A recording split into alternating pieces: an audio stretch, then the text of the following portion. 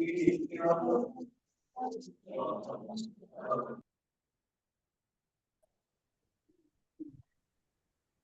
udah masuk belum ini? Hah? Salah.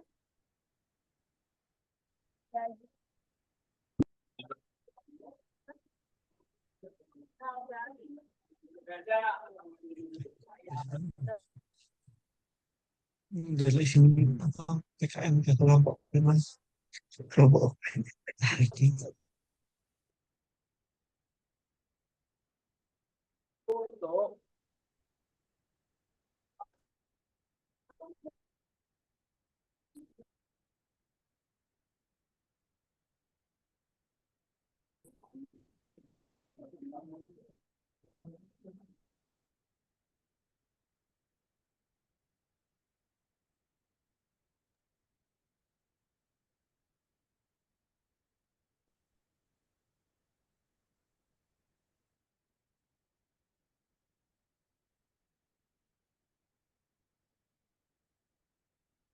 Ini apa sih? Ada apa ini? Tompel apa ini? Tompel Zoom mau gue.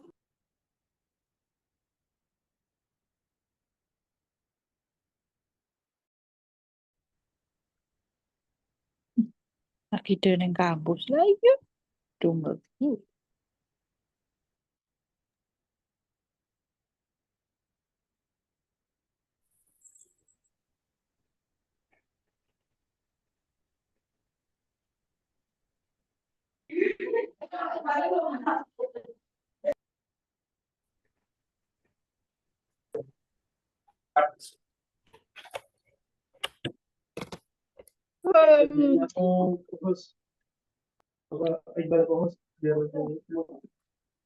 Ini ID-nya apa? Ya, itu deh nih. Ini pikir sama tau. Kayak punya main dulu. Terus bisa, yo ngomong dulu nek pakai itu.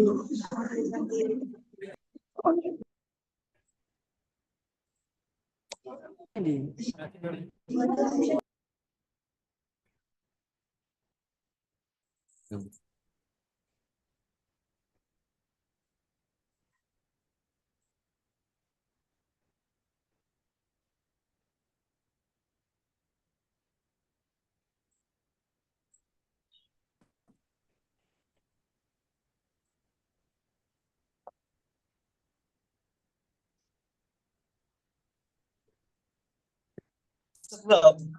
Belum. Ngapain apa tuh? Pergi kamera.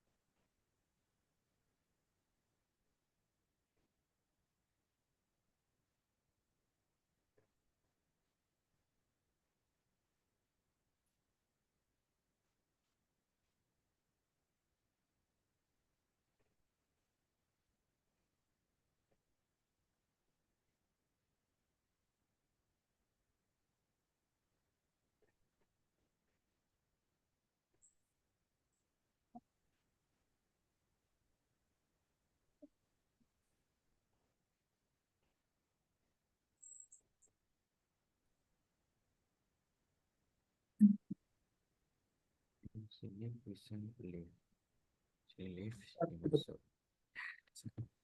harus ke bawah.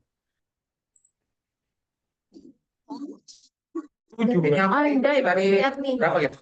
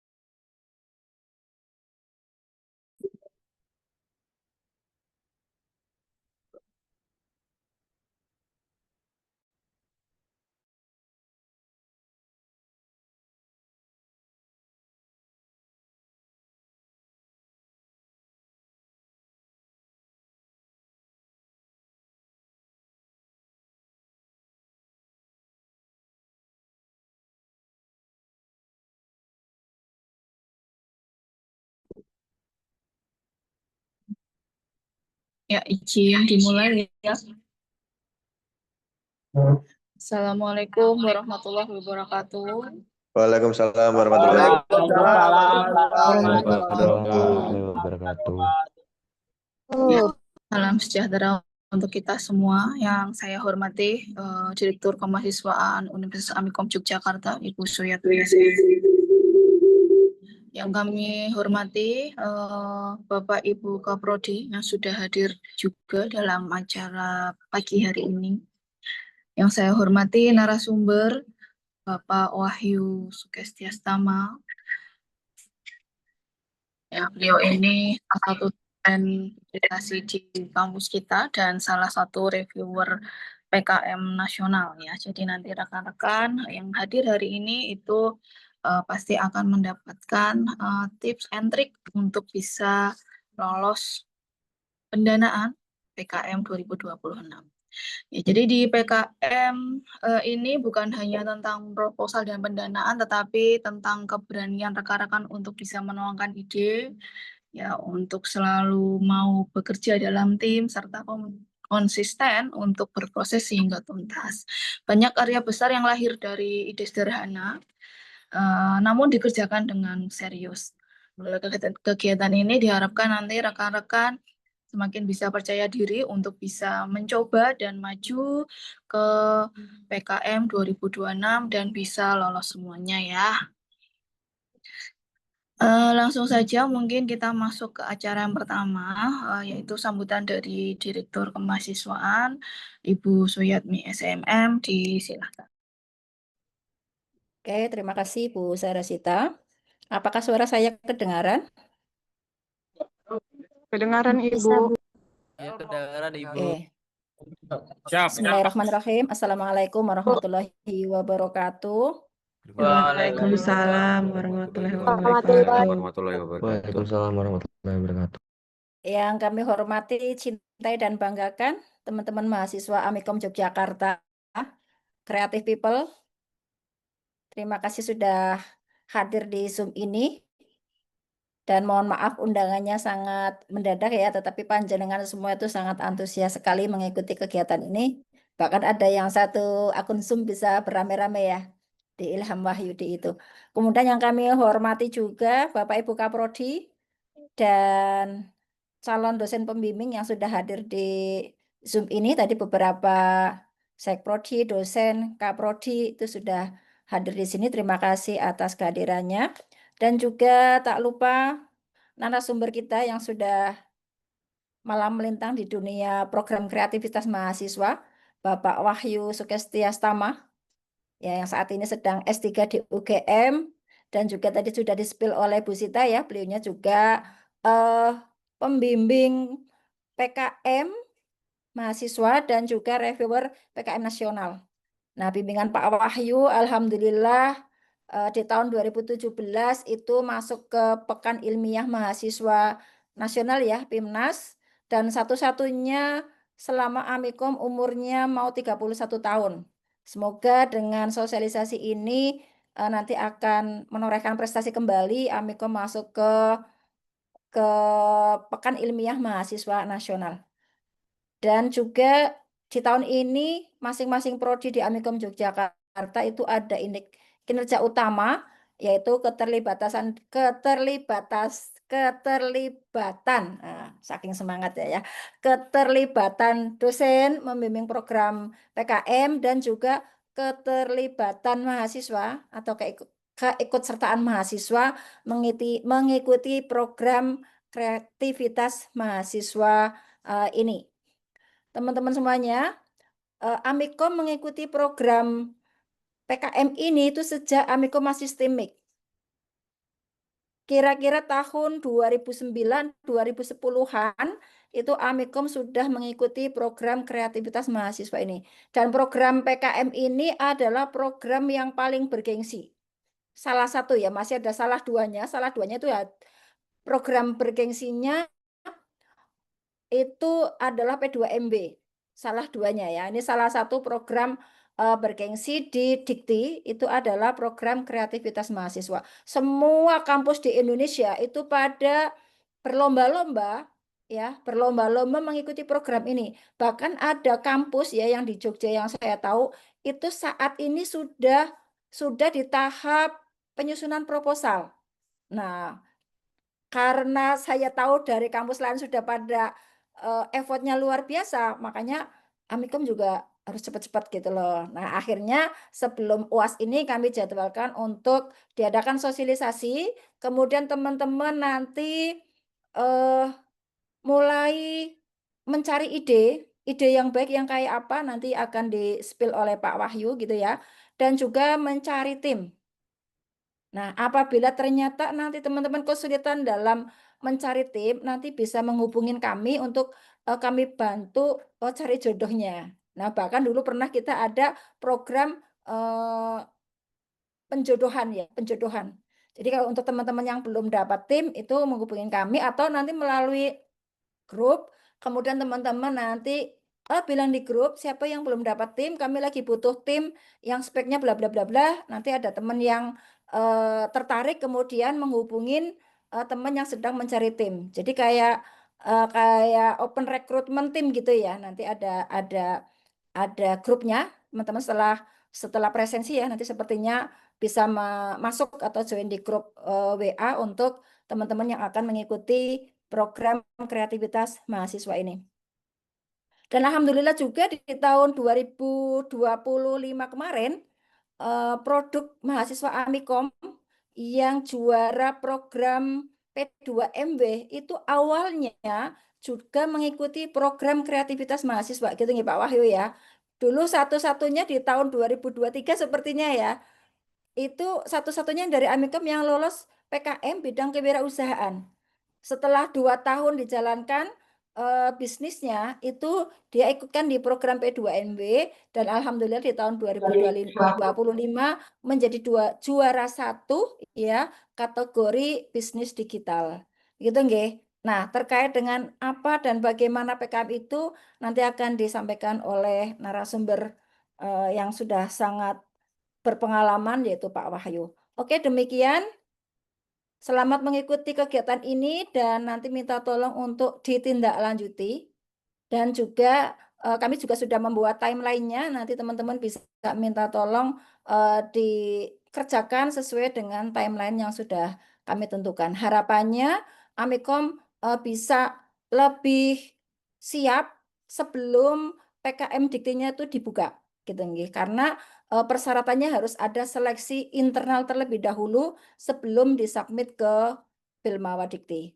Oke, demikian dari kami. Selamat mengikuti kegiatan ini. Semoga dimudahkan, dilancarkan, dan tantangan-tantangan apa, hambatan-hambatan apa untuk menyusun proposal ini bisa teman-teman taklukkan bersama-sama. Oke, demikian. Kurang lebihnya mohon dimaafkan. Assalamualaikum warahmatullahi wabarakatuh.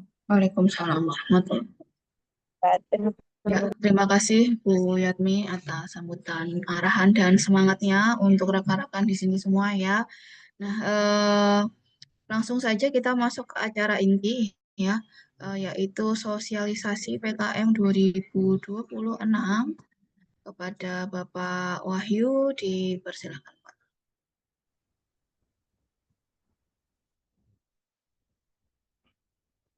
Terima kasih Bu Zita dan selamat pagi teman-teman semua. Suara saya masuk ya? Masuk, Pak. Masuk ya? Oke, saya izin Masuk, share screen.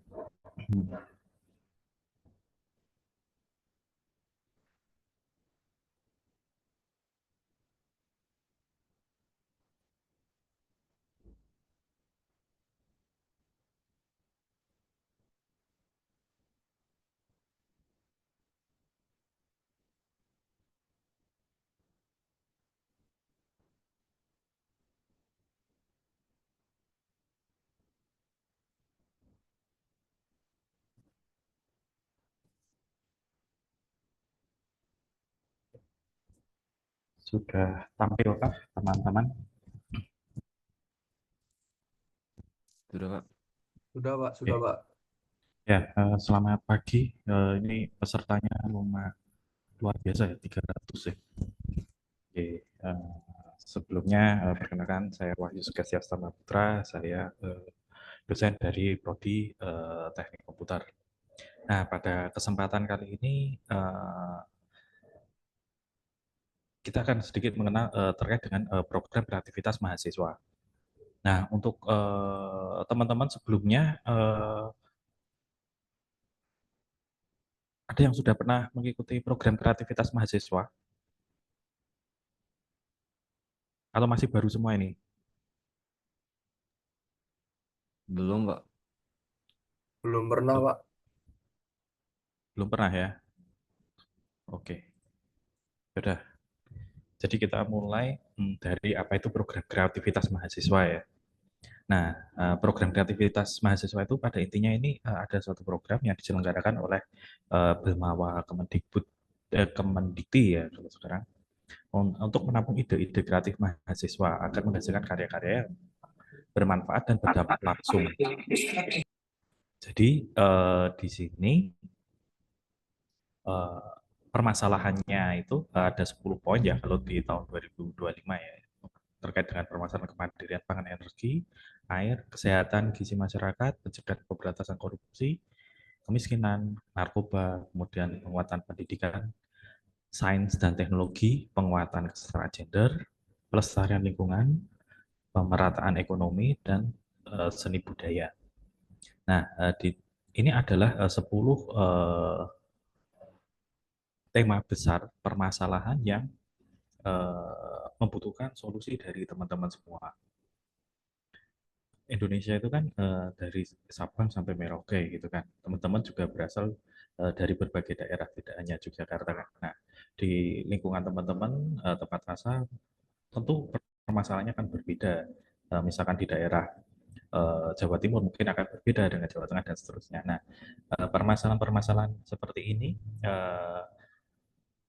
merupakan suatu ini ya yang perlu ide kreatif dari teman-teman untuk menyelesaikannya dan bisa berdampak langsung. Gitu. Nah, proposal itu wajib mengacu pada salah satu tema. Jadi nanti ketika teman-teman mengusulkan suatu proposal PKM, ya harus salah satu tema ini, gitu kan, supaya bisa memberikan dampak yang lebih luas bagi masyarakat. Gitu. Jadi kalau di luar tema ini biasanya ya otomatis langsung di cut off ya. Jadi fokusnya perlu diperhatikan nanti teman-teman adalah sebuah hal ini. Gitu. Nah, kemudian di program kreativitas mahasiswa ini terdapat skema pendanaan. Jadi ketika teman-teman punya suatu ide solusi, di situ teman-teman akan diminta untuk merealisasikan solusi tersebut. Gitu ya.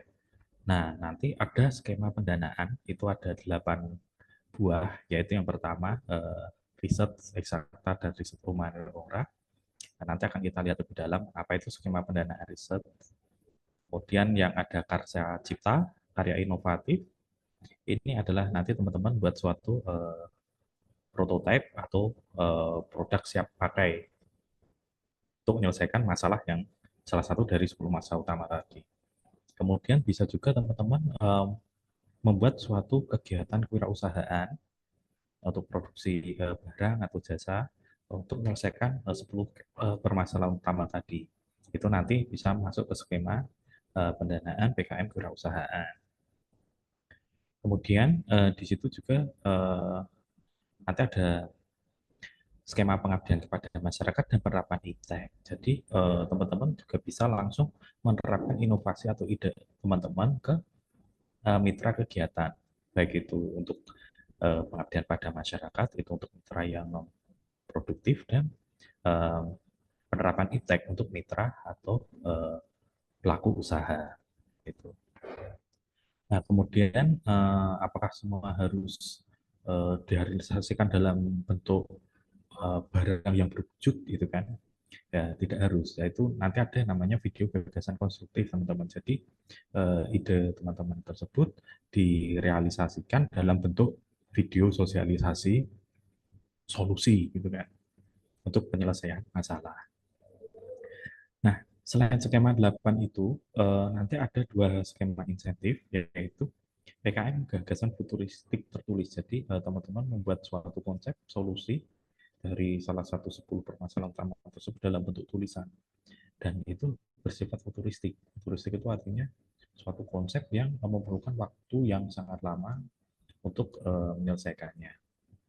Nah, ini dalam bentuk tulisan. Jadi nanti akan diberikan insentif untuk karya terbaik. Sama nanti ada PKMAI, yaitu hasil atau artikel ilmiah dari kegiatan ilmiah yang telah dilakukan oleh kelompok mahasiswa.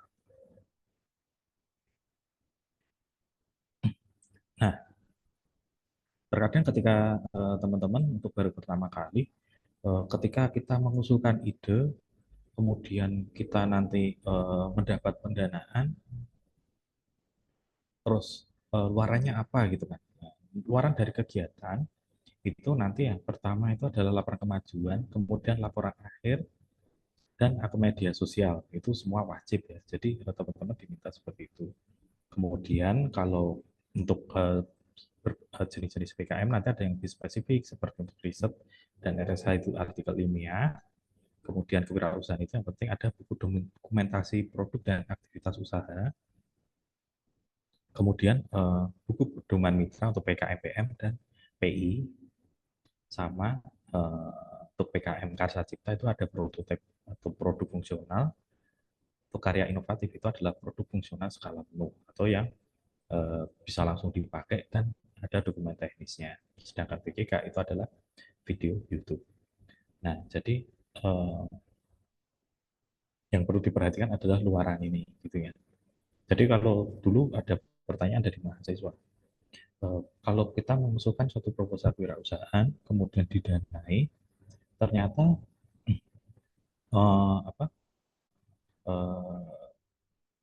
usahanya itu lakunya sedikit barangnya, gitu kan. Terus itu gimana? Apakah suruh mengembalikan uangnya? Gitu. Jawabannya tidak, teman-teman. Jadi di situ yang penting teman-teman ada proses ini ya, luarannya itu dilakukan ya. Jadi ada, kalau di kewirausahaan ada diminta buku dokumentasi produk dan aktivitas usaha, maka di situ teman-teman ada produknya yang dibuat, difoto, kemudian aktivitas usaha, catatan keuangannya, itu cuma dicatat pembukuannya. Begitu pula yang lainnya, misalkan buat Karsa Cipta, yaitu nanti teman-teman harus ada prototipe produknya, gitu kan. Nah, seperti itu. Jadi nanti teman-teman tidak diminta untuk mengembalikan uangnya, gitu ya. Kecuali luaran ini tidak tercapai, teman-teman tidak melakukan, misalkan bukan Karsa Cipta, ya teman-teman harus buat prototipe ya. Kalau teman-teman nggak prototipe, ya itu bisa jadi masalah, gitu ya. Jadi yang penting ketika nanti teman-teman dan tim ketika mendapat pendanaan ya silakan diperhatikan luaran ini tadi. Dan silakan tertib laporan, kemajuan akhir, ke media sosial, nanti ada detailnya silakan dikumpulkan tepat waktu, gitu ya. Kemudian untuk pendanaan untuk kegiatan itu ada sekitar 5-8 juta, sedangkan untuk yang insentif tadi itu 1,5 juta. Jadi silakan nanti teman-teman bisa mengkreasikan idenya selama masih dalam batas kegiatan pendanaan. Misalkan teman-teman mempunyai ide melakukan suatu kegiatan kewirausahaan, tapi di situ dananya ini tidak cukup, misalkan membutuhkan modal 50 juta. Ya, jadi teman-teman harus ini tadi apa? mengurangi kegiatan tersebut. Jadi dibuat lebih sederhana, satu bagian kecil atau apa. Pokoknya kegiatan yang teman-teman usulkan itu bisa berjalan di lingkup pendanaan antara 5 sampai dengan 8 juta. Jangan sampai nanti teman-teman itu pendanaannya lebih dari 8 juta, ketika ternyata disetujui dananya kurang, teman-teman bingung melaksanakan. Nah, pada di situ teman-teman sudah menjanjikan mau membuat sesuatu, gitu ya. Jadi nanti silakan disesuaikan. Kemudian untuk anggarannya untuk apa aja, yang jelas anggarannya untuk bisa untuk bahan habis pakai itu nanti maksimal 60%. Kemudian untuk sewa atau jasa untuk pihak ketiga itu maksimal 15%. transportasi lokal itu 30% dan lain-lain itu 15%. Jadi sewa atau jasa ini maksudnya tidak sepenuhnya, misalkan teman-teman buat PKM penerapan iptek, kemudian di situ teman-teman menggunakan bahan kerangka besi gitu kan nggak mungkin teman-teman melakukan las, kemudian pemotongan pipa besi sendiri menggunakan alat-alat berat, alat-alat yang itu ya kayak gerindra dan seterusnya. Teman-teman bisa menggunakan jasa pihak ketiga seperti itu ya. Jadi nanti bisa seperti itu. Kemudian nanti anggaran tidak boleh untuk honorarium, sewa komputer, pembelian alat bahan lebih dari 1 juta, pembelian penyimpanan data, kemudian biaya publikasi atau promosi kegiatan di media sosial lebih dari 500.000. Gitu. Nah, kunci dari kesuksesan PKM itu sebenarnya cuma dua. Yang pertama kreativitas, yang kedua adalah tahu dan taat aturan, teman-teman. Jadi sebagian besar itu gagal karena tidak taat aturan. Taat aturan itu gimana? Nah, misal di tadi di bidang ini ya, kriteria keilmuan gitu. Nah, terkadang ini ada yang melanggar gitu kan. Jadi ini misalkan sesuai bidang ilmu. Nah, misalkan PKM riset eksakta membuat kosmetik gitu kan, yang usulkan dari prodi misalkan informatika, nah itu kan tidak sesuai bidang ilmu gitu kan. Jadi kebanyakan yang gugur di tahap seleksi pertama itu yang tidak ini ya apa tidak mematuhi aturan yang ada. Gitu. Kemudian kita lebih dalam. Oh ya, sebelum kita lebih dalam ada pertanyaan mungkin teman-teman.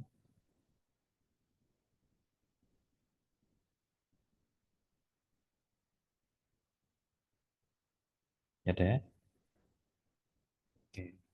Belum ada, kita lanjut yang pertama itu PKM riset eksakta. Nah, riset eksakta ini nanti terkait dengan kegiatan untuk mengungkap ya suatu fenomena alamnya berdasarkan fisika, kimia, biologi. Dan ini temanya tetap mengacu tema PKM. Bidang utama untuk PKM RE itu bidang kedokteran, kesehatan, farmasi, pertanian, teknologi, ilmu dasar, matematika, material sains, dan kebumian. Nah, kreativitas ditunjukkan melalui keterbaruan, kesenjangan riset, dan state of the art. Jadi untuk PKM RE, jadi nanti teman-teman apabila ingin masuk ke PKM riset eksakta, pastikan teman-teman diskusi intensif dengan dosen pembimbing. Karena untuk merumuskan ini ya, keterbaruan, kesenjangan riset, dan state of the art, itu ini perlu pendampingan dari dosen pembimbing. Kalau teman-teman diskusinya jarang atau sedikit, biasanya set of the art, terus identifikasi kesenjangan riset dan keterbaruannya itu kurang tajam, sehingga nanti nilainya biasanya dropnya jauh banget gitu ya. Jadi nanti untuk PKM RE itu harus intensif dengan dosen pembimbing. Nah, contoh-contohnya apa untuk PKM RE?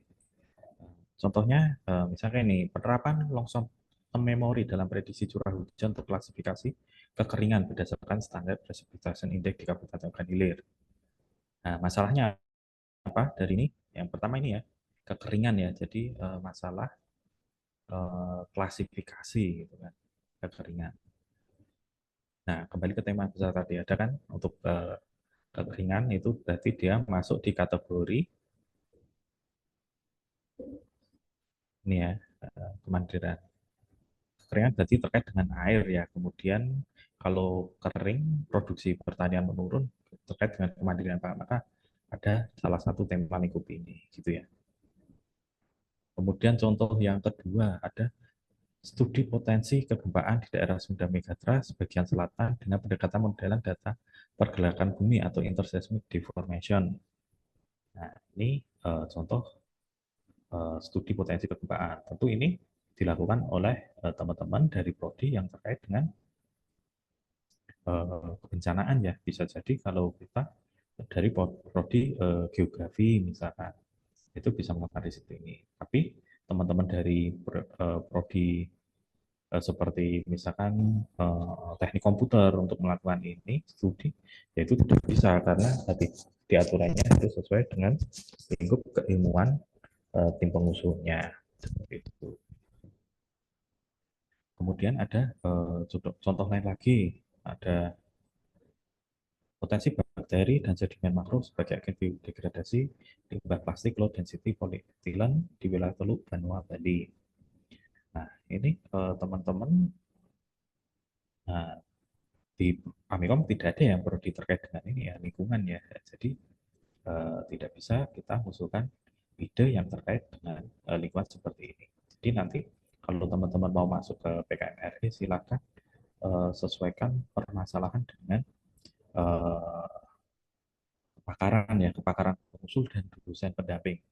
Gitu. Jadi untuk PKMRE pastikan kepakaran pengusul, kepakaran itu dilihat dari program studi pengusul dan kepakaran dosen pendamping. Dosen pendampingnya itu track record risetnya itu memang di bidang itu, gitu ya. Itu nanti perlu diperhatikan. Kemudian yang kedua itu nanti ada PKMRSH. Ini riset, tapi yang diamati adalah fenomena sosial dan perilaku manusia. Nah, lingkupnya terdiri dari budaya, seni, filsafat, adat, sejarah, agama, hukum, dan nilai-nilai. Ini juga sama seperti RE, tapi objeknya yang berbeda. Objeknya adalah fenomena sosial dan perilaku manusia. Nah, kita lihat contohnya aja. Nah, contohnya misalkan ini. Judulnya Joget Setbor, eksplorasi fenomena alternatif profesi petani menjadi live streamer TikTok dalam konteks sosial ekonomi pada masyarakat desa Bojongkembar. Nah, ini PKMRSH ini isinya adalah mengungkapkan itu tadi ya, apa fenomena sosial atau perilaku dari manusia itu sendiri. Kemudian misalkan nih ethno game sport, eskalasi critical thinking skill melalui modifikasi model pembelajaran think analysis brain shape terintegrasi dengan permainan Baguli Kasbgis. Nah, ini masuk kategori PKMR karena di sini untuk dampak ini tadi ya, metode permainan terhadap critical thinking dari manusia gitu. Tapi hati-hati teman-teman, sekarang mungkin kalau kita ngamati perilaku manusia, dampak terhadap manusia, respon manusianya, ini masuk PKMRSH. Tapi kalau teman-teman buat teknologinya, misalkan board game atau apa, itu nanti bisa masuk PKM yang lain gitu. Jadi perhatikan sudut pandang gitu ya teman-teman. Jadi sudut pandang itu penting. Jangan sampai teman-teman di PKM RSH itu mengajukan ini ya pengaruh game terhadap critical thinking, tapi masukannya di dalamnya teman-teman fokuskan buat board game-nya, yaitu itu yang dinamakan salah ruang teman-teman. Jadi itu juga nanti biasanya di seleksi tahap 1 biasanya langsung gugur karena dianggap salah tempat gitu ya. Jadi perhatikan sudut pandang masalah yang diselesaikan gitu ya. Untuk dua ini PKM R dan RSH mungkin teman-teman ada pertanyaan.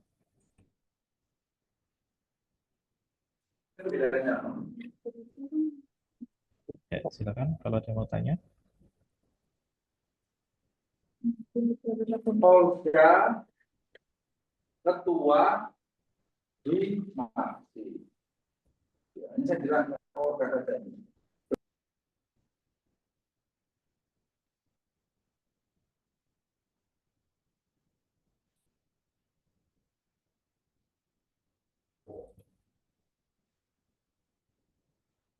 Masih di mute.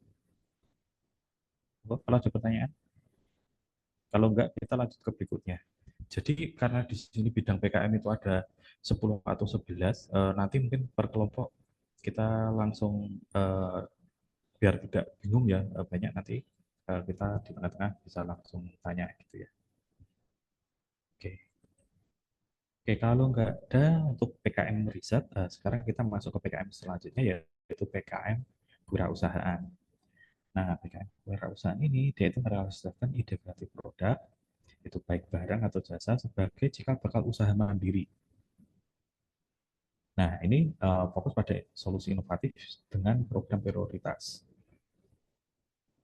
Nah, dasar ide itu bisa dari kebutuhan pasar, jadi kebutuhan mulai riset pasar, atau tantangan intelektual, atau riset pendahulu yang layak dikembangkan, gitu ya. Contohnya, gitu ya. Oh ya, kalau untuk PKMK ada catatan khusus, yaitu produk kesehatan kosmetik tidak boleh diedarkan atau dijual sebelum izin edar resmi, gitu ya. Jadi seperti itu. Jadi kalau teman-teman mau buat apa, alat gitu, misalkan untuk diagnosa penyakit gitu kan, identifikasi tuberkulosis gitu kan, berbasis machine learning menggunakan suara gitu. Aplikasinya udah jadi, misalkan teman-teman nggak bisa langsung jual alat itu ya, karena untuk alat kesehatan itu harus ada izin edarnya gitu. Nanti tolong diperhatikan apakah alat kesehatan seperti itu bisa masuk PKMK atau PKMKC. Nah, jadi intinya kalau teman-teman nggak memungkinkan untuk dijual ya sebaiknya masuk aja PKMKC gitu. Daripada nanti teman-teman kesulitan dalam proses jualnya. Nah, contoh judul yang pertama adalah Netra Spoon. Inovasi sendok makan ergonomis berindikator suhu dan sensor getar untuk mendukung kemandirian anak tunanetra. Gitu ya. Kemudian yang kedua ada contoh Gekindo Academy, platform pembelajaran coding dan AI anak berbasis LMS untuk mencetak talenta digital Indonesia Emas 2045. Jadi ini idenya adalah buat platform pembelajaran gitu kan. Kemudian kalau yang pertama itu dia membuat suatu produk inovasi sendok untuk disabilitas ya, anak tunanetra. Kemudian ada juga ini berbasis merchandise ya teman-teman. Jadi contohnya Ternate Navigation Merchandise, inovasi merchandise wisata, kota Ternate berbasis navigation. Atau juga interaktif speaking card berbasis petualang sebagai upaya meningkatkan self-efficacy dan pemahaman konsep geometri untuk sekolah dasar. Nah, lagi-lagi ini ada ini ya apa untuk media pembelajaran ya. Jadi kalau tadi di PKMRSH itu yang dilihat itu adalah pengaruh media belajar terhadap kemampuan belajar atau critical thinking atau apa ya manusia ya di objeknya. Sedangkan kalau di PKMK itu kita media belajar itu yang kita jual adalah produknya gitu. Jadi di dalam ini nanti tidak membahas pengaruhnya terhadap kognitif atau sebagainya gitu ya. Jadi nanti perhatikan sudut pandang. Kemudian contoh terakhir adalah transformasi limbah popok bayi menjadi resin dengan konsep zero waste untuk magnet bekas ramah lingkungan. Jadi di sini limbah diolah menjadi suatu pernik-pernik gitu ya. Nah, kemudian itu tadi untuk PKM kewirausahaan. Nah, sekarang kita masuk ke PKM pengabdian masyarakat. Nah, pengabdian masyarakat ini tujuannya mendorong interaksi aktif mahasiswa dengan masyarakat mitra non-profit, menumbuhkan empati dan solidaritas. Nah, intinya di sini teman-teman membantu menyelesaikan masalah non-profit. Untuk masalah mitra non-profit. Mitra non-profit itu seperti apa? Jadi mitra yang tidak terkait dengan profesi teman-teman. Misalkan kelompok PKK, kemudian sekolah, gitu ya. Terus komunitas, misalkan apa ya? Komunitas pencinta alam, gitu. Misalkan itu kelompok yang sifatnya non-profit. Nah, itu teman-teman nanti mencari mitra tersebut, batas lokasi mitra itu maksimal 200 km dari kampus teman-teman. Jadi silakan nanti teman-teman mulai dulu dari mitra. Nah, terus setelah ketemu mitra nanti silakan teman-teman diskusi dengan mitra tersebut permasalahannya apa, dan di situ nanti tentu terkait dengan konteks 10 tema PKM itu ya. Di situ teman-teman berikan solusi untuk mitra tersebut. Nah, contohnya misalkan, contohnya kalau untuk PKMPM itu seperti ini, Pelita Swakarsa, pelatihan terintegrasi pengurus panti jompo pondok lansia, meningkatkan kapabilitas kemudian penyediaan pangan dan air. Atau bisa jadi pemberdayaan PKK untuk mode bank sampah. Atau bisa juga ini ya, cara kreatif anak pendeta KK menerapkan terapi bermain kartu sebagai intervensi mengurangi kecemasan. Atau bisa juga mengurangi emptiness syndrome effect pada lansia melalui kerajinan tangan anyaman dan pengembangan wisata budaya dan alam yang berbasis interaktif melalui organisasi kelompok informasi masyarakat. Jadi untuk PKMPM ini kegiatannya lebih banyak ini ya pendampingan ya, pelatihan. Nanti silakan teman-teman menyesuaikan ya dengan kondisi mitra di sana seperti apa kebutuhannya apa. Pokoknya selama masih dalam lingkup 10 tema besar itu silakan dilakukan gitu. Dan di sini tidak harus canggih-canggih ya teman-teman untuk pengabdian masyarakat ini. Yang penting teman-teman bisa menyelesaikan masalah mitra gitu ya. Ini kan sederhana ya, seperti pembuatan kerajinan eceng gondok, anyaman eceng gondok, kemudian ada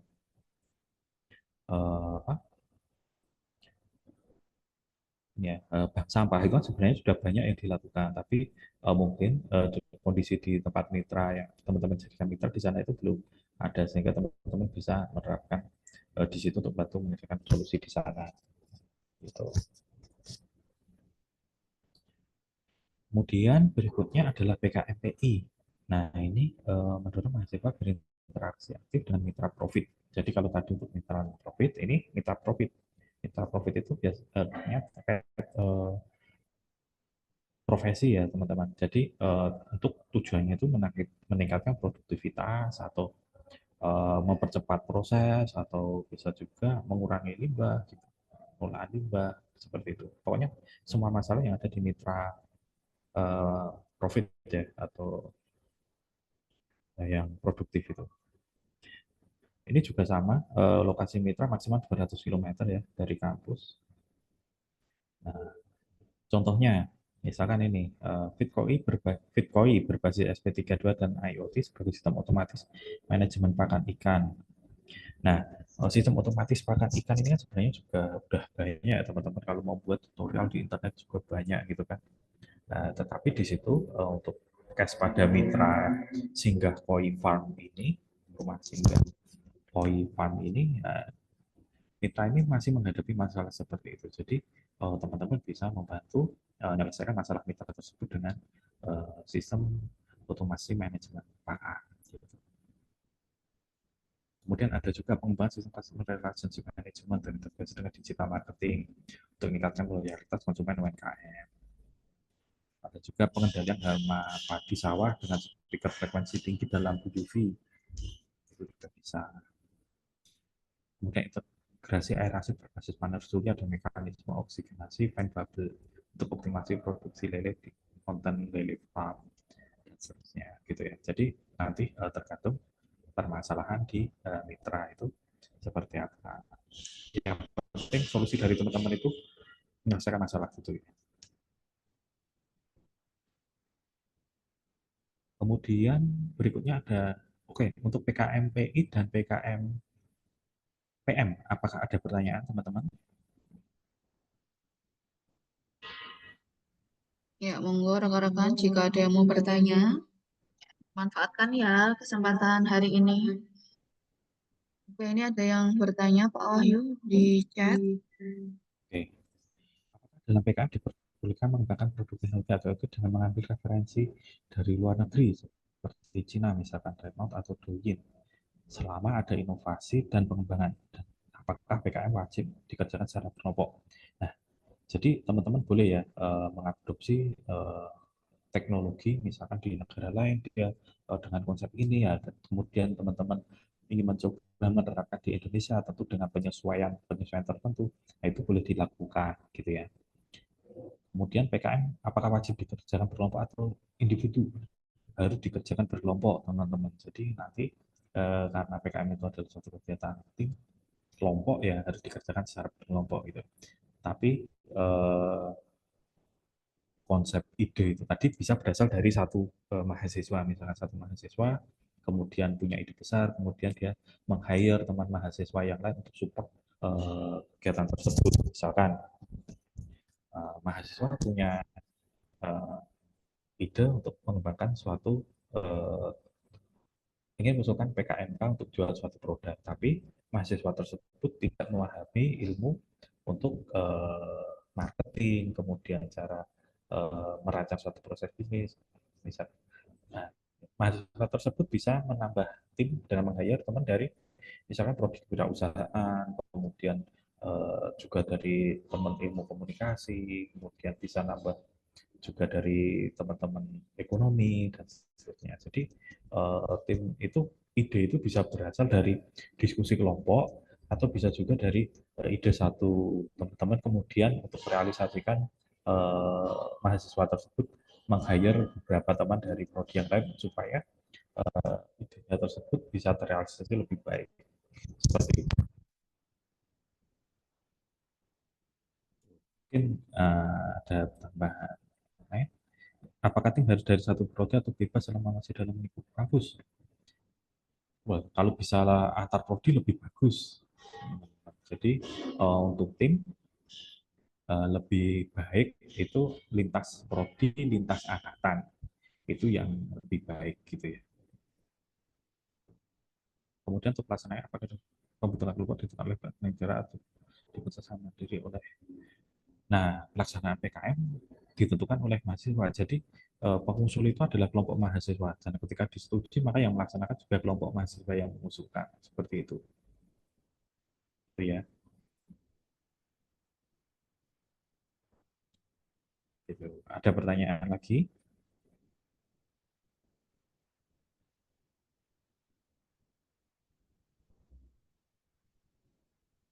Nah, jadi tadi untuk PKM RE sama PKM RSH itu hampir sama, cuma yang membedakan adalah objeknya, gitu kan. RE untuk riset eksak, kalau yang RSH itu sosial humaniora.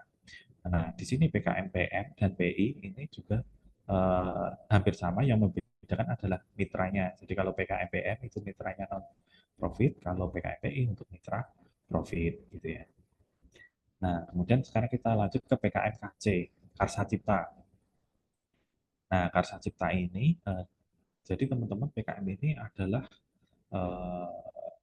tujuannya mengembangkan kreativitas inovasi berbasis iptek melalui penciptaan produk dalam bentuk prototipe atau aplikasi atau model atau sistem atau bahkan karya seni teman-teman, buat lagu, buat tari, silakan literasi atau jasa itu bisa ya. Nah, ini terbuka untuk semua keilmuan, diajukan sesuai kepakaran tim ya. Nah, contohnya PKMKC. Contoh judul, Eskelon, inovasi robot pembersih kaca gedung bertingkat berbasis IoT dan energi surya untuk keselamatan dan efisiensi. Nah, ini tentunya dalam bentuk prototipe ya, karena anggaran 5-8 juta kan untuk realisasikan robot pembersih kaca itu kan untuk ketinggian tinggi gitu kan, tentu nggak cukup. Nah, makanya di sini untuk sesuatu yang yang penting fungsionalnya jalan dulu, itu bisa buat prototipe. Kemudian sistem peringatan dini itu berevolusi berdasarkan suara menggunakan deep learning. Nah, ini buat aplikasi ya. Ini bisa masuk ke PKM KC. Kemudian ada smart voting catch, kerangka jaring apung portable berbasis IoT dan robot operating system untuk navigasi cerdas. Nah, ini juga bisa dalam bentuk prototipe. Kemudian deteksi dini gangguan ginjal berbasis biosensor dan ini machine learning sebagai upaya pencegahan gangguan ginjal kronis pada anak. Nah, ini juga aplikasi ya, bisa masuk ke KMKC. Gitu ya. Jadi sesuatu yang sifatnya prototype, fungsional, itu masuknya PKMKC. Kemudian setelah PKMKC ada PKMKI, yaitu ini karya inovatif. Ya. Jadi kalau PKMKC tadi itu prototipe, model aplikasi dan seterusnya. Nah kalau PKMKI ini sifatnya harus siap pakai teman-teman. Jadi di sini siap pakai dan siap dioperasikan. Gitu. Contohnya ini electric portable hospital bed transporter dengan accessible velocity dan emergency stop untuk meningkatkan efisiensi mobilisasi pasien non kritis. Jadi misalkan buat tempat tidur untuk rumah sakit itu, ini tidak dalam bentuk prototipe tapi memang sudah jadi ada wujud tempat tidurnya dan bisa langsung digunakan gitu ya.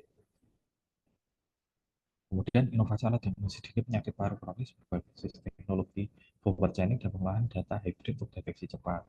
Nah, ini juga aplikasi. Nah, bedanya KI dengan KC, kalau yang KC tadi, ini ya, KC ya, sama-sama misalkan peringatan dini tuberkulosis, ini dia sifatnya masih ini apa, uji coba gitu kan teman-teman. Jadi buat, oh ya bisa bedakan gitu. Tapi kalau untuk PKM KI, ini dia harus sudah bisa alatnya itu siap gitu teman-teman. Misalkan akurasi sekian persen, ini sekian persen. Jadi harus sudah ada pokoknya siap pakai gitu, errornya berapa. Tuh. Kemudian incinerator sampah portable skala rumah tangga dengan sistem filtrasi polusi ramah lingkungan. Nah ini juga alatnya harus ada gitu, ada dan siap digunakan gitu, dan siap di expand jumlahnya lebih banyak gitu. Nah perbandingannya untuk PKMPI, KI dan KC ya. Kalau penerapan ITEK itu tadi ini ya memberikan bantuan ITEK kepada mitra ya. Intinya teknologi tepat guna yaitu menyelesaikan masalah mitra. Kalau KI itu adalah ini ya produk nyata yang siap untuk dioperasikan. Ini nggak perlu mitra gitu ya. Produknya 1:1. Sedangkan kalau KC itu dia masih ini ya prototype ya. Karena nalar bersifat kreatif serta menghasilkan suatu sistem desain model atau ini produk digital atau virtual dan ini tidak perlu mitra gitu ya. Ini jadi bedakan KI sama KC. Kalau KI harus benar-benar langsung bisa dioperasikan, dimanfaatkan. Kalau KC itu masih sifatnya prototipe gitu. Oke, sampai di sini ada pertanyaan?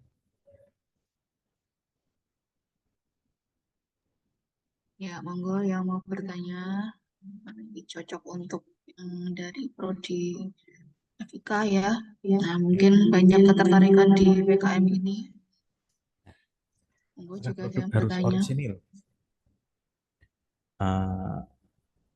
Orisinil yang dimaksud di sini itu sebenarnya bisa dilihat dari konstruksi idenya, teman-teman. Jadi kalau untuk KC atau KI itu nanti akan terlihat orisinil atau tidak itu ketika di proposal menjelaskan bagaimana alat tersebut didapatkan. Misalkan, sama-sama alat deteksi tuberkulosis, tapi di situ teman-teman bisa menjelaskan kenapa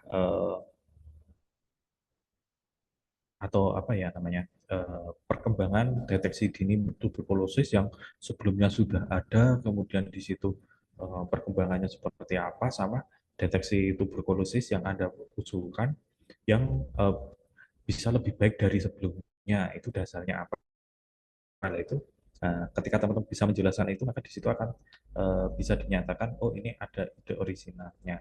Tapi kalau tidak dapat menjelaskan asal-usul perkembangan teknologi deteksi dini tuberkulosis itu, tiba-tiba teman-teman hanya langsung buat deteksi dini, metode ini. Nah, itu sulit untuk mengatakan bahwa itu dinyatakan orisinil gitu ya, teman-teman. Jadi, orisinil atau tidak ya harus orisinil, tapi orisinil yang dimaksud di sini adalah teman-teman bisa menceritakan state of the art dari teknologi tersebut gitu ya. Seperti itu.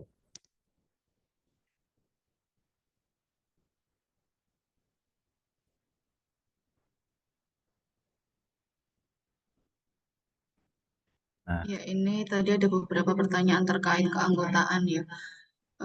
Untuk anggota yang bisa masuk ke PKM itu seluruh mahasiswa. Nah, jadi tidak hanya yang penerima beasiswa, gitu ya.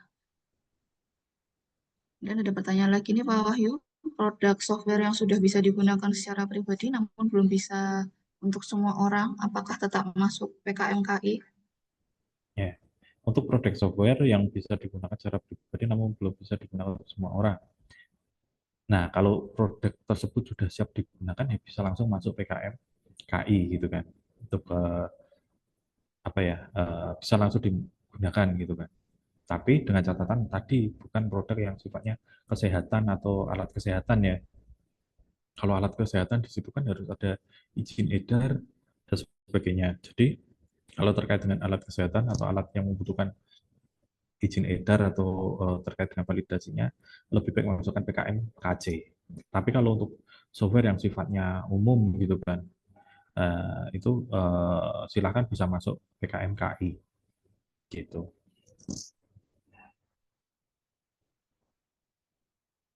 Jadi sebenarnya sudut pandang ya kalau saya ceritakan. Jadi kalau PKMKC itu lahirnya itu dari proses ini apa Karsatu Nalar atau dari proses ini ya apa pemikiran mahasiswa gitu ya. Kemudian di situ dibuat dikreasikan jadi suatu aplikasi yaitu nanti bisa masuk KC. Tapi kalau PKMKI itu sudut pandangnya itu adalah dari bisa masyarakat atau dunia usaha atau apa yang membutuhkan suatu inovasi teknologi, kemudian teman-teman membuat suatu produk untuk menyelesaikan permasalahan itu, gitu ya. Jadi lagi-lagi di sini silakan nanti di proposalnya di sudut pandangnya dibuat jelas gitu kan. Jangan sampai masuk PKMKC sudut pandangnya kebutuhan masyarakat kemudian buat ini ya itu kurang tepat ya. Jadi nanti silakan termasuk mungkin nanti kalau ada Bapak Ibu dosen pembimbing tolong diperhatikan terkait dengan konstruksi state of the art atau di latar belakangnya itu harus tajam dan tepat gitu. Oke. Oke, ada lagi pertanyaan? Oke, sekarang kita lanjutkan ke PKM berikutnya, yaitu PKM VGK. VGK ini adalah fokus pada gagasan pemecahan masalah kekinian, bukan futuristik ya. Dikemas dalam konten video YouTube yang kreatif, komunikatif, dan mudah dipahami. Nah, kalau VGK ini, itu kegiatannya adalah teman-teman buat konten video. Intinya seperti itu, dan bukan futuristik. Futuristik itu adalah sesuatu yang dia baru untuk mencapainya butuh waktu yang lama, itu namanya futuristik. Kalau dalam waktu yang singkat, nah ini yang namanya VGK ini ya. Contohnya, gerakan hidup sehat berbasis smart gym, IoT, dan green building, strategi integrasi BPC dan penanggulangan obesitas menuju ekosistem kebugaran berlanjutan. Nah, ini nanti buat video, kemudian itu terkait dengan solusi ini di dalam konten YouTube gitu ya. Kemudian ada Core ya, safe climb dengan teknologi deteksi tanda vital dan sistem pelacak posisi untuk penyelamatan kecelakaan dan bencana di gunung. Ada holomet virtual reality, intervensi psikologis sebagai solusi revolusioner untuk mempersiapkan hidup berkeluarga. Seperti itu. Jadi kalau untuk PGK, jadi kalau teman-teman nanti solusi dari 10 masalah utama tersebut dalam bentuk konten video YouTube. Gitu. Kemudian ada PKM GFT, yaitu kalau tadi PGK itu dalam bentuk video, kalau GFT ini bentuk gagasan futuristik tertulis.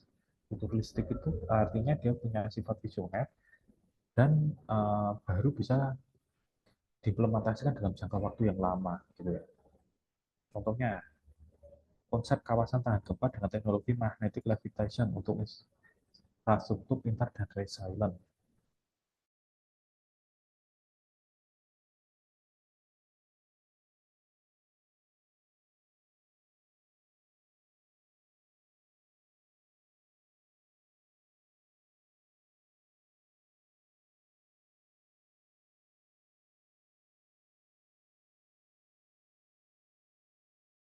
Pemekaran tanah berbasis hujan untuk mewujudkan ya sudah kembali ya Pak Wahyu.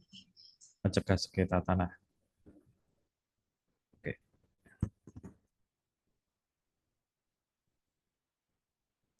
Kemudian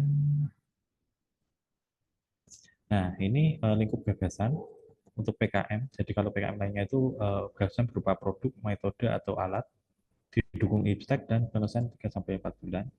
Kalau VGK itu gagasan berupa konsep atau sistem, didukung iptek saat ini dan bersifat pemecahan masalah kekinian. Ini dalam bentuk video. Kalau ini GFT itu gagasan berupa konsep atau sistem didukung iptek yang nanti akan berkembang, gagasan bersifat pemecahan masalah di masa depan atau futuristik.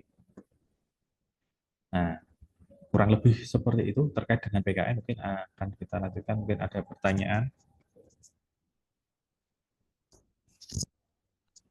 Ya, baik, rekan-rekan, Bapak Ibu, mungkin ada yang mau bertanya. Silahkan, kalau tidak bisa open mic, bisa juga via chat ya. Ini ada pertanyaan dari Pak Barka. Kalau kriteria jadi dosen pembimbing, apakah ada syarat khusus? Untuk dosen pembimbing yang terpenting adalah mempunyai NIDN. Jadi silakan selama Bapak Ibu memiliki NIDN, Bapak Ibu bisa membimbing. Kemudian khusus untuk PKM riset, entah eksakta atau sosial humaniora, pastikan sesuai dengan bidang keilmuan Bapak Ibu gitu ya. Jadi kalau bidangnya sosial humaniora ya untuk PKM risetnya ya sosial humaniora bimbingnya, jangan ke eksakta seperti itu. Seperti itu Pak Barka. Kemudian ada pertanyaan lagi dari Mas atau Mbak ini ya. Berarti semahal di biaya. Iya. Apa ini maksudnya? Mohon bisa diulangi lagi mungkin chatnya, Mas. Kurang jelas.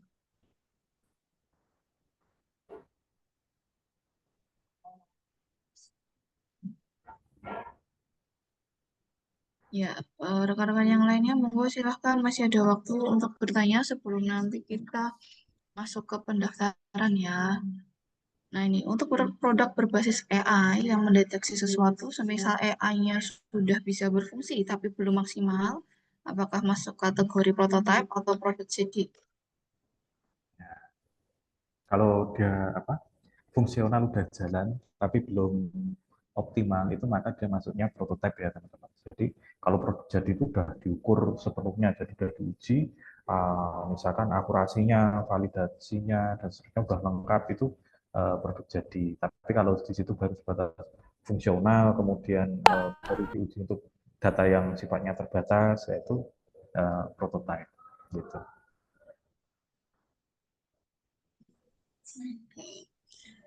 Baik, berarti seluruh kebutuhan dan pelaksanaan PKM dibiayai sepenuhnya.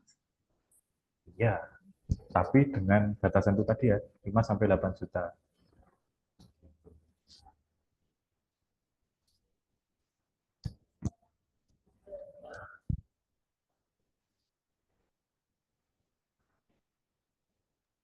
Ya, monggo, ada lagi yang mau bertanya?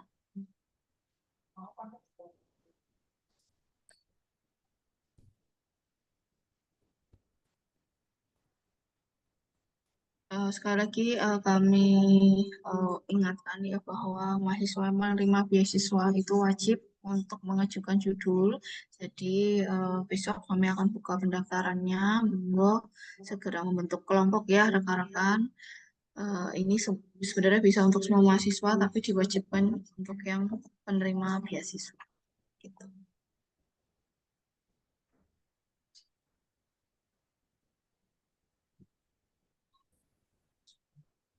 Monggo rekan-rekan, masih ada yang mau bertanya atau Bu Yatmi mau menambahkan, Bu? Yang tadi timeline Mbak bisa minta tolong dijelaskan. Biar Ya, teman-teman. nanti setelah ini. Heeh. Untuk lombanya sesuai prodi atau boleh lintas prodi? Ya, tadi menyimak atau ketinggalan mungkin ya, Pak. Monggo Pak Wahyu. Ya, kalau untuk lombanya sesuai produk atau lintas prodi, nanti ada tadi ada beberapa jenis PKM yang harus sesuai dengan keilmuan teman-teman, dan ada yang tidak mengharuskan sesuai keilmuan gitu ya. Nah, jadi nanti silakan teman-teman sesuaikan. Misalkan kalau kewirausahaan itu tidak mengikat prodi pengusulnya gitu kan, ketua pengusulnya. Tapi kalau untuk riset itu harus sesuai bidang ilmu pengusulnya.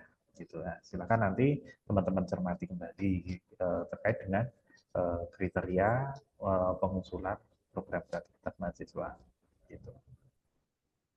Ya, nanti juga materinya bisa di-sharing ya Pak Wahyu ya, sehingga rekan-rekan bisa membaca lagi nanti setelah acara ini selesai. Untuk lombanya sesuai, sudah ya, untuk kelompok minimal berapa orang? Ya, untuk kelompok 3-5 ya teman-teman. Untuk tim dari mahasiswa penerima beasiswa, apakah semua anggota harus menerima beasiswa atau bisa rekrut non-mahasiswa? Ini bisa ya, bisa kolaborasi dengan yang bukan penerima mahasiswa. Jika mahasiswa berada di semester akhir dan sedang menyusun skripsi, apakah bisa mengikuti program ini? Nah, gimana ya Pak Wahyu nih? Karena ini juga timelinenya belum keluar juga ya dari pusat. Mungkin Pak Wahyu ada masukan? Selama masih aktif mahasiswa, boleh ngusulkan, boleh ngusulkan. Gitu ya. Ya, jadi dikembalikan juga ke mahasiswanya ya, untuk Mbak Rina targetnya kapan gitu. Kalau tanggal wisudanya April, nanti itu sebenarnya masih ongoing ya, dan sudah yudisium, sebaiknya tidak. Tapi kalau misalkan targetnya masih agak lama, kemungkinan bisa ya. Gitu ya, Mbak Rina. Apakah semua kriteria wajib diikuti semua? Yang namanya kriteria harus dipatuhi teman-teman. Jadi seperti itu. Atau mungkin yang dimaksud adalah semua kategori harus dipilih semua, Pak, mungkin. Oh, tidak. Jadi sesuai tiap kategori kan ada beberapa kriteria tertentu, ya itu silakan nanti diikuti untuk kriteria per kategori tersebut. Jika mahasiswa sedang magang, wajib mengikuti program ini. Magangnya sepertinya sudah berakhir ya di semester ini ya, atau mau magang semester depan? Mungkin bisa diperjelas dulu. Untuk anggota, apakah boleh satu prodi dan satu kelas dan tidak lintas prodi, lintas angkatan?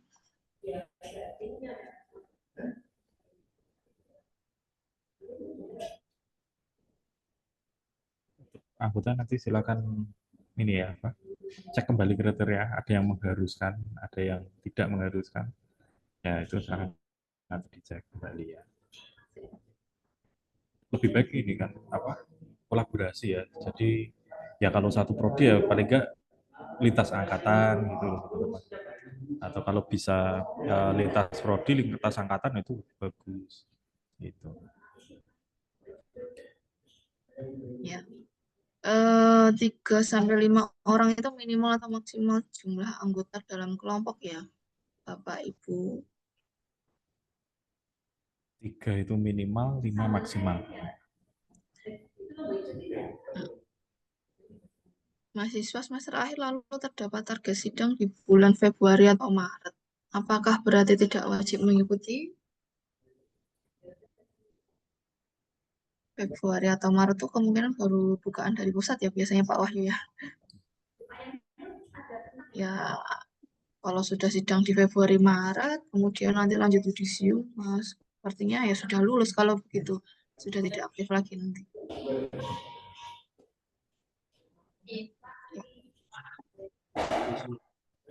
Untuk anak yang beasiswa wajib ikut ya, wajib ya.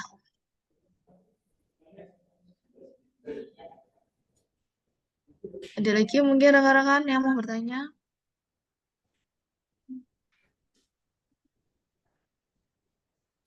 Untuk penerima wajib berpartisipasi atau harus sampai terseleksi ya Bu, dan setiap tim hanya dapat 1 kesempatan. Wajib submit ya, wajib submit dulu. Kalau nanti lolos itu berarti bonus, alhamdulillah. Kemarin juga tahun 2025 yang lolos itu juga dari penerima beasiswa KIP. Ya, semoga tahun ini juga banyak ya yang akan lolos.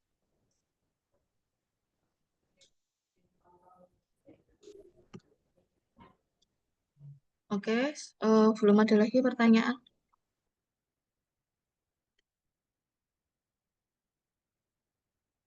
Sambil menunggu kalau ada yang mau bertanya. Oh, oke, untuk timeline ya. Sebentar, ini saya izin share timelinenya dulu ya, Pak Wahyu. Ini timeline yang sudah dibuat, ini adalah timeline dari internal ya, karena dari pusat itu memang belum launching programnya, tapi kita membuat timeline ini sudah berdasarkan dari timeline tahun lalu gitu ya, sehingga seharusnya tidak akan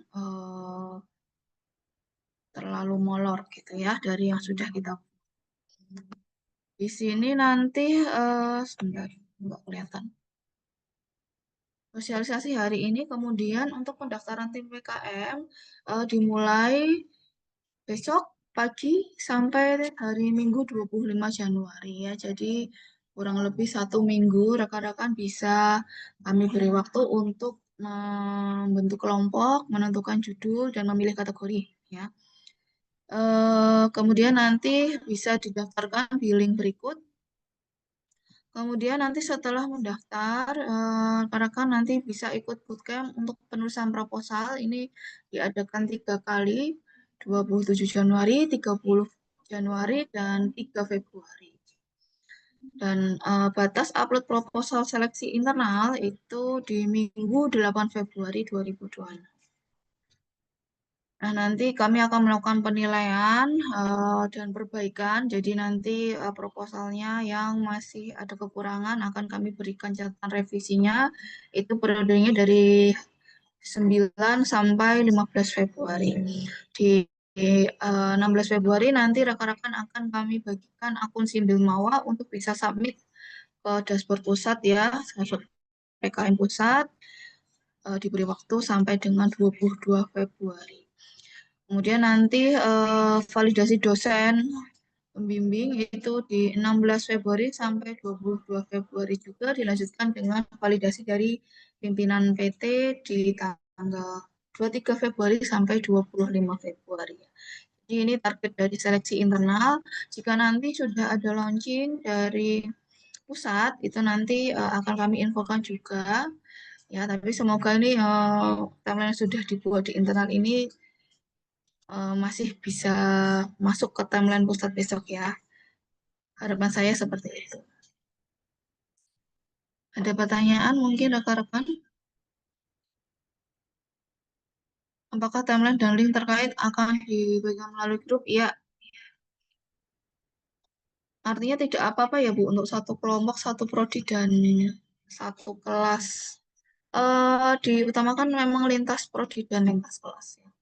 Kalau nggak ada yang lintas prodi dan lintas angkatan. Tuh. Coba nanti dibaca lagi ya panduannya, dan materi dari Pak Wahyu nanti juga akan di-share. Ya, ini untuk timelinenya cukup ya. Nanti akan saya share kembali di grup WhatsApp. Mungkin Mbak Ul bisa dibantu juga untuk presensinya. Rekan-rekan yang sudah join bisa presensi dulu di sini ya. Nanti juga akan ada link untuk join di grup WhatsApp-nya. Ya, di form tersebut nanti akan muncul link untuk join grupnya. Silahkan join. Karena mulai besok pagi sudah masuk ke ini ya, pendaftaran. Kalau ada yang sudah punya judul, ya langsung didaftarkan saja, nggak usah menunggu lama-lama. Untuk bootcampnya rencana offline.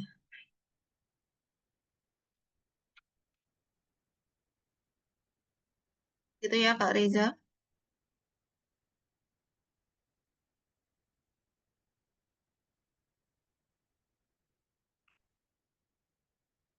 Ada lagi yang mau bertanya rekan-rekan?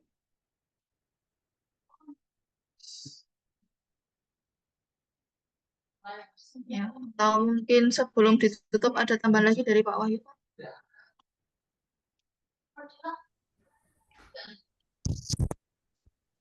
Kalau saya cukup sih, Bu. Baik.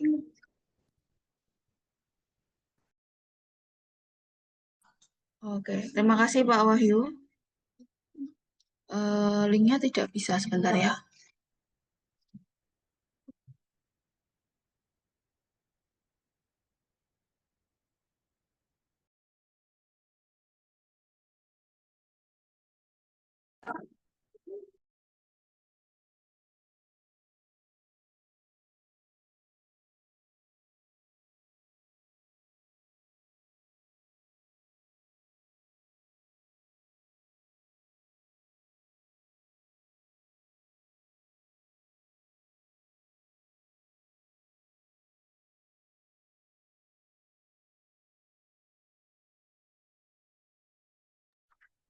Linknya bisa ya dibuka, tapi menggunakan email Amikom. Coba ya. Karena sudah banyak data yang masuk. Ya, saya sampaikan kembali rekan-rekan jangan lupa untuk join juga di grupnya KM 2026. Nah, alhamdulillah sudah banyak yang join di grup ya. Nanti kita lanjutkan komunikasinya via grup. Dan kalau ada info nanti akan kami sampaikan juga di sana ya.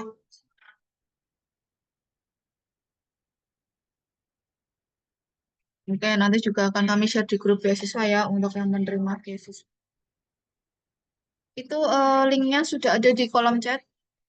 Ya, bisa di scroll. Saya tidak error ya, itu hanya bisa dibuka menggunakan Amikom, email Amikom.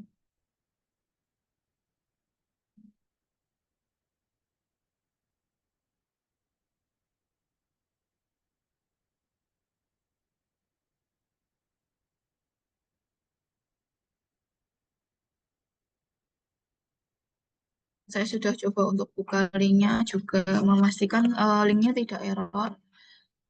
Ya, pakai email Amikom. Langsung.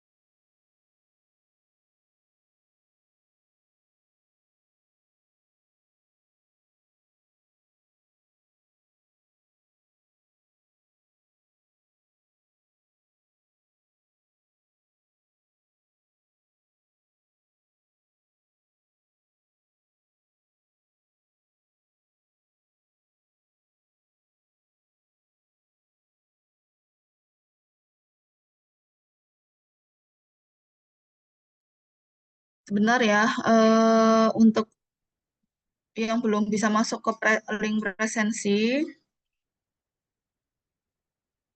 Oh ya Allah. Ya, terima kasih Bu Vidya sudah dibantu ya. Tidak ngeling, makanya tidak bisa itu karena tidak ngeling ya. Kopi Mbak, ya di copy ya Mas Mbak, nanti bisa. Ya, itu sudah dibantu oleh Bu Vidyana. Terima kasih Bu Vidya. Saya berikan juga untuk link WA-nya ya. Nah, monggo untuk join di situ. Rekan semua nanti kita akan lanjut diskusi di situ ya. Ya, karena tadi sudah tidak ada tambahan dari Pak Wahyu ya, saya ucapkan terima kasih kepada Pak Wahyu atas pemaparan. Semoga nanti bisa lolos banyak ya tahun ini Amikom dan bisa maju ke Pimnas lagi nih. Sudah lama sekali Amikom belum ada yang lolos sampai Pimnas. Terima kasih Pak Wahyu, sukses studi S3-nya dan ditunggu kembali di Amikom ya Pak ya. Baik, rekan-rekan, Bapak Ibu, saya izin untuk tutup kegiatan pada siang hari ini. Nanti monggo langsung saja join ke grup WhatsApp, sudah saya kirim linknya di chat. Ya, kurang lebihnya mohon maaf Bapak Ibu. Assalamualaikum warahmatullahi wabarakatuh.